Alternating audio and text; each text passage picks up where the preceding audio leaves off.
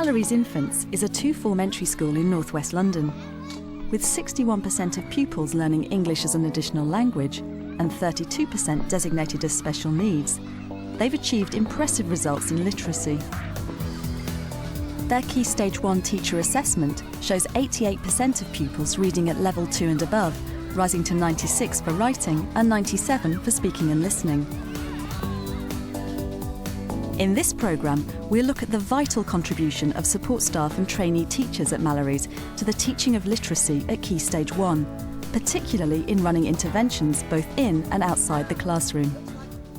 We're very fortunate in our school because we do have a small number of support staff, but the small number of support staff that we have been chosen very, very carefully, and they are of very high calibre. Teaching assistant Maria Stilianu, doubling as school welfare officer, runs the Talking Partners intervention at Key Stage 1, as well as supporting reading and writing in the classroom. Right guys, today we're going to be playing the barrier game and drawing a picture, giving each other instructions. But first, we're going to have a look at these pictures. And we're each going to have a go at describing a picture, and the rest of us have to try and guess what picture we're describing. The aims of Talking Partners is, firstly, to encourage children in the classroom to speak up. There are those who tend to sit back and not put their hand up. It also encourages good listening skills, and also to extend their vocabulary and give them an opportunity to talk. And then hopefully all that will come together and make them better listeners and speakers in the classroom. There is a boy eating a sandwich, Right. reading a book. There's a frog jumping. Right, who knows what picture Zamzam's describing? Choose somebody. Zara. I mean that one. Did you think the description was quite good? Yes. Did she give you lots of clues? Yes. Right. The planning for Talking Partners does involve a certain amount of writing, so for each session there is, you fill in the sheet of the activities you want to do and what you'd like the outcomes to be. And that's for every session, so that's 3 per week, per year group, so that's 6 sheets of planning you have to do, so it is quite paper rich. Amir, would you like to have a go at describing a picture? There's a boy who's taking his book in the bath, and the teddy is in the bath playing with the ball. Sarah, which picture did Amir describe? It's this picture. Did you think he described it quite well? Yes. When we first started the programme, their description would be basically just a few of the things they saw in the picture. So, for example, they would have said this is a picture of a boy and in a bath, where as the programme progresses, they're encouraged, and they often do it off their own backs. They extend their description and they include a lot more of what they can see in the picture, so it's not just a 1 or 2 word answer. Right, now, ready for the barrier game? Yes. One of the games that they really enjoy is the barrier game, and that can consist of giving instructions over the barrier to one of the children, and by the end of it, if the instructions were clear, the picture should be almost the same. Draw a square. What size is it? It's a medium size. Medium size. Well done. Draw the roof on top of the square. Give her a clue as to what shape you want it It's to a be. little triangle. Do 2 square shapes, medium size, in the middle of the house. For the person giving the instruction, it just shows how much thought has to go in to preparing the sentence in their head, making sure it's all ready to be spoken. Right. Do you want to have a look? That's what your picture should look like.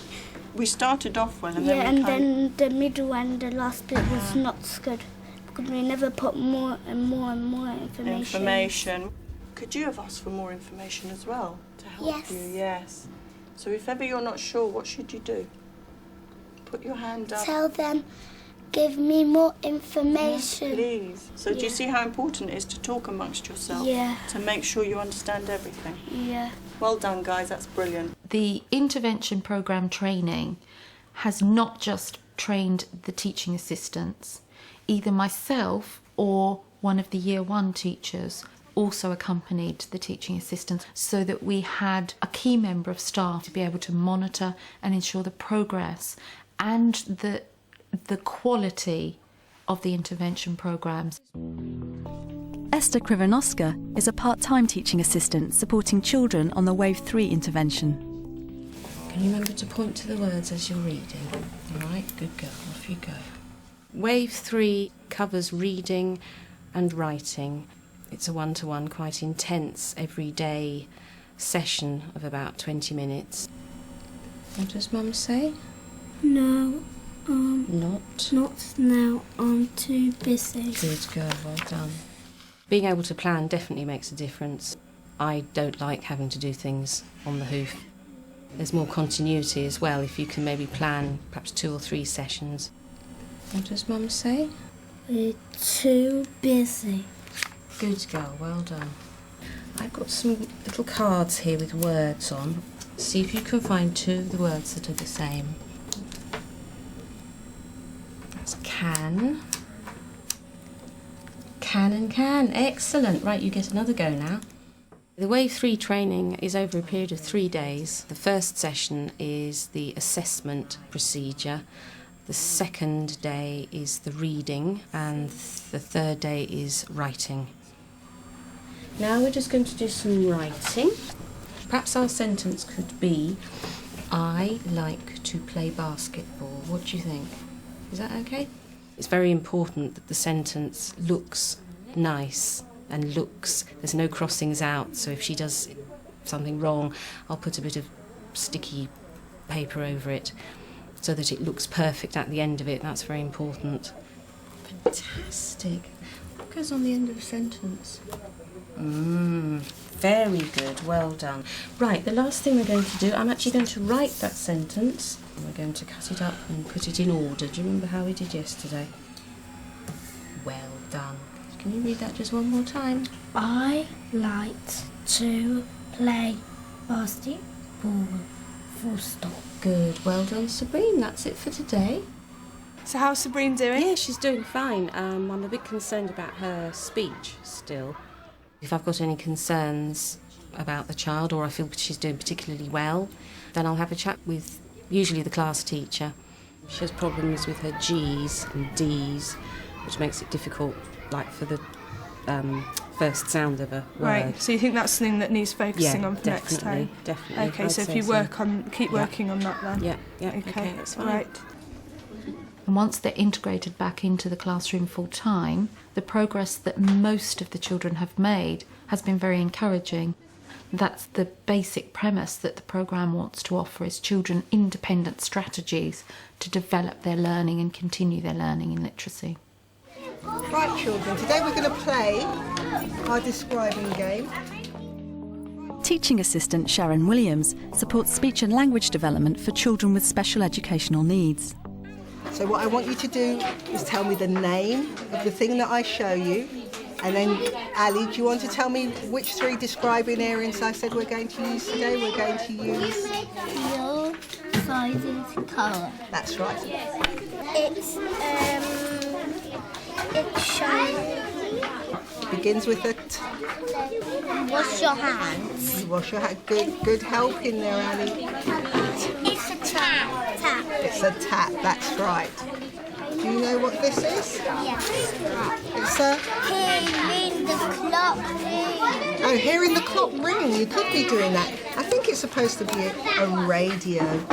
It's about encouraging them to speak and describe, using adjectives, using parts of speech that we would normally use and we take for granted. But for these children, it's actually quite difficult.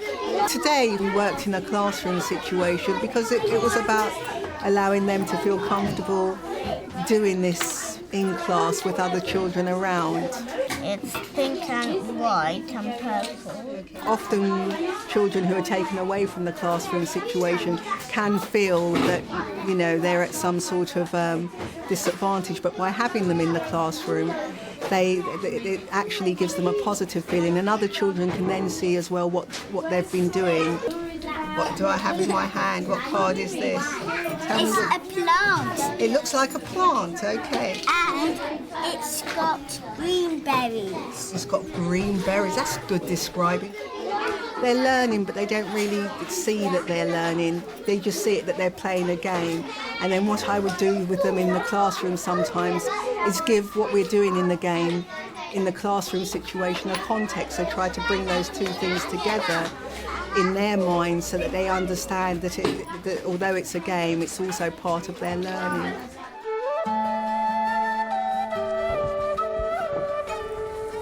Welcome, Kung Shi. Sao Shang Hao.